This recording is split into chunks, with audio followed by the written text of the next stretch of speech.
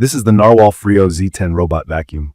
The robot itself is about 14 inches across and just over 4 inches tall, so it slides under toe kicks and most furniture, and the base houses the water tanks, dust bag, and the wash and dry system.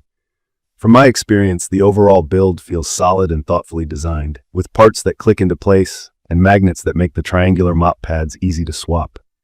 Key features that stood out to me are the dual spinning triangular mops with 8N of downward pressure, the mop extend and edge swing motions that literally push the mop pads into corners and along baseboards, the 15,000 PSI suction rating, and the dual flow tangle-free system for hair. It also uses LiDAR mapping, basically a laser that scans rooms to build a precise map, without any camera, which in my opinion is a smart way to address privacy. The base station washes the mops with adaptive hot water, dries them with hot air, vacuums the robot's dust into a 2.5-liter bag that can last up to around 120 days, and even cleans its own tray. Voice control worked for me with Alexa and Google, and the app supports no-go zones, room-level cleaning, and scheduling. It only connects on 2.4 GHz Wi-Fi, so keep that in mind if your router defaults to 5 GHz. Setup was quick. Mapping my main floor took under 10 minutes, and the first map was impressively accurate. It labeled rooms correctly and spotted my area rugs. Editing the map to split an open space took a few extra taps compared to other brands I've used, but once I got it set, it stuck. I appreciate that I can tell it to mop certain rooms and vacuum others, or change water flow and suction per room. The basics are easy.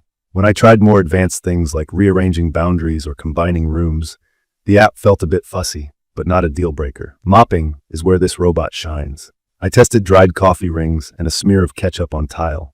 On a normal wet mop pass, the coffee came off in one run.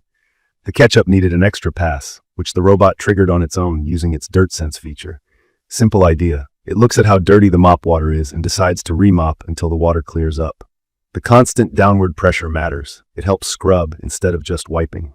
The triangular pads overlap as they spin, so I didn't see those annoying, unclean stripes that round pads can leave. The star of the show for me was mop extend and edge swing. Watching the robot shift its pads outward and sweep along my cabinet toe kicks and baseboards is oddly satisfying. It gets right into places that round robots usually miss. There are trade-offs. It's thirsty. On a full vacuum and mop of my main floor, I had to refill the clean water tank. The base's mop wash cycle uses hot water. NARWAL says up to 113 to 167 degrees depending on mess type, and then dries the mops with warm air. The result is hygienic and odor-free pads, but it does consume water and some time. Noise-wise, cleaning runs are whisper quiet for a robot, and the wash-dry cycles sound like a low hum in the background. One quirk I noticed, even after I ran a vacuum-only job, the base sometimes kicked off a mop wash-dry cycle anyway, which felt unnecessary. On the vacuuming side, hard floors are easy wins. Crumbs, pet hair, and everyday debris disappear on the first pass. The 15,000 PSI suction spec sounds huge, but real-world pickup depends on airflow and brush design. The good news is hair management. The floating main brush and those flexy side brushes really do a great job of avoiding tangles. After several runs with long hair in the mix, I didn't have to cut anything off the roller, which is rare for me. On low-pile carpet, it's fine for upkeep, but I had to send it for a second pass to fully clear fine powder like flour. It boosts suction on carpet automatically, but deeply embedded pet hair still needed more effort than I expected from the spec sheet. If your place is mostly hard floors with the occasional rug, it's strong.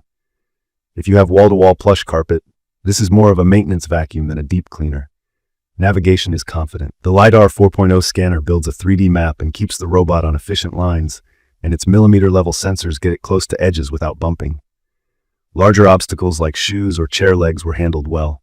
Cords remain a weak spot. A thin phone charging cable tripped it up in my testing, and I had to free it. I get why. No camera means it's not visually identifying cables, but it's something to prep for by picking up wires or setting no-go zones. The base station is the whole pitch for automation. It empties the robot's bin into a dust bag that compresses debris and can last months depending on your home. Over my test period, every run emptied correctly. I've seen reports of occasional misfires here, but I didn't hit that snag. The mop wash cycles clearly remove gunk. The dirty water tank turned noticeably brown after mopping areas I thought were clean. The base also runs a self-clean for the tray that the mops sit on, so grime doesn't build up. It's battery-friendly too. I averaged around 3 hours of cleaning per charge, which matches the 210-minute claim. It's perfect for households with mostly hardwood, tile, laminate, or vinyl, and any place that battles pet hair or long hair. The tangle-free approach and the way it scrubs toe kicks and corners feel like a level up compared to typical robots that just skim edges. If your expectations are that it will also be a powerhouse on carpet, temper that a bit. It does the job, but won't replace a full-size vacuum for deep carpet days. From my experience, the app gets the job done, but it could be smoother when you're editing maps or setting a lot of custom routines. The robot's smart cleaning mode sometimes chooses odd sequences, like revisiting a rug more than seemed necessary, which can waste time. Firmware updates could tighten this up, and I hope NARWAL keeps iterating because the hardware is already excellent. I'd recommend this for people who want a set-and-forget mop that truly scrubs, who value privacy from a camera-free design, and who are okay with refilling water more often in exchange for cleaner floors. If you have kids, pets, and a lot of hard flooring, the Freo Z10 feels like a reliable daily helper. If your home is mostly carpet, I'd still consider it for its mopping and maintenance vacuuming, but keep a traditional vacuum around for periodic deep cleans. In my opinion, the identity of this machine is clear. It's a standout mop that also vacuums. The mechanical engineering, the constant pressure, the triangular pads, and the extend and swing motions solves real pain points, especially along edges and corners. The vacuuming is good enough for day-to-day on hard floors, just not a miracle worker on carpets.